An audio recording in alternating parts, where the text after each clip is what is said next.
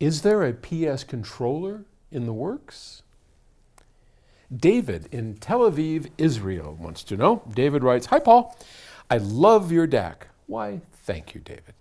And its latest upgrade is sublime. That's called Wyndham. As many of you may or may not know, our DACs are upgraded sonically about every 6 months. We give you almost a brand new DAC, which is, so if you buy a direct stream DAC, expect about every 6 months to have an entirely new DAC, and that's what he's talking about. We upgrade it through software, which is pretty cool. So your DAC never gets obsolete. It's neat. That's direct stream. My question is whether you would consider developing an in-house controller to replace a Roon, for example. If you did, I would assume it would be designed around your product and not be generic like Roon. Let's see if I can get that. Could this have a positive effect on the sound? Regards, David. Well, thank you, David. And what he's referring to is a controller so that you could take your iPad, stream, play your equipment, and control your system. Find a library like this program, Roon. Roon it's a great program. I love Roon. I love the people at Roon. And they have a really cool product. So it's expensive. I think their whole model is kind of wacky. But hey, me have an opinion? Nah, yeah. What it is essentially a library management system. And the quick answer for David is yes. PS Audio has been working for the last, coming up now on 3 years of an intensely focused team of people. Ain't been cheap. I mean, we have invested a ton into what we call Octave. Octave is our controller, and like Roon, it'd be pretty much the same thing, just we think it'll be better. But hey, Roon is great.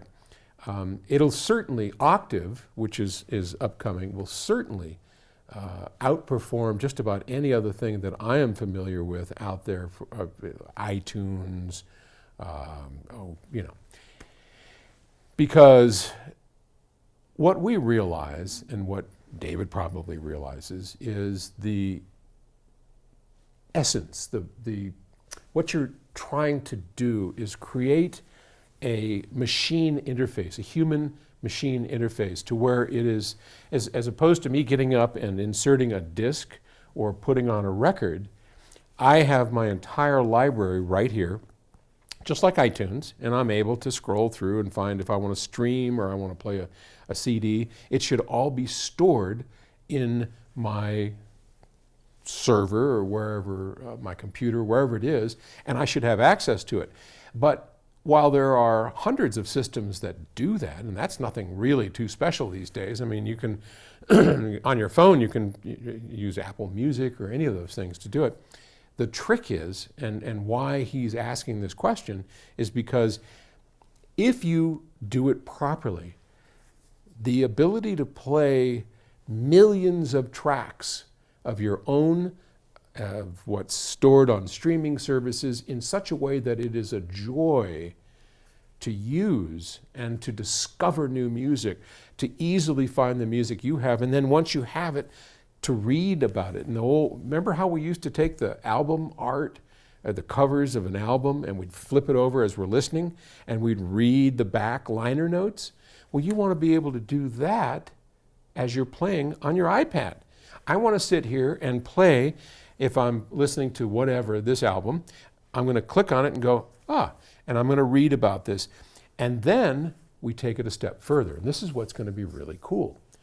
As I'm listening to a particular album, whether it's from a streaming service or wherever I got my album, I'm going to have all this cool metadata, we call it. It'll essentially be it'll actually be more. You'll have the entire history of the band or the singer. You'll have the liner notes. You'll have far more than you ever had on an album. But what's really, really cool, and it gets me excited more than anything, is every time somebody or another band that's related to this artist is mentioned, there's going to be a link. And you click that link and it goes over to that person. So as I'm listening to the Beatles, I might scroll through here and say, oh, look at that. Billy Preston played piano on Get Back or whatever it is. I forgot which one he did, but Billy Preston is not known as being part of the Beatles, but he was. So that's kind of cool. I click on that and boom, Billy Preston's page comes up. Oh, look at this. I'm going to cue that up next. And I discover new music. That is the key to building something that is what Octave is going to become. So yeah, our controller is coming up. Octave is really, really exciting. It's why we've invested more money than you want to know about and more time than I care to talk about. Because at some point, we see PS Audio, and no, you won't have to buy Octave. It'll be free. Octave, unlike the Roon that you have to buy, Octave will be free. Now here's where the difference is. You won't be able to use Octave with your Sony.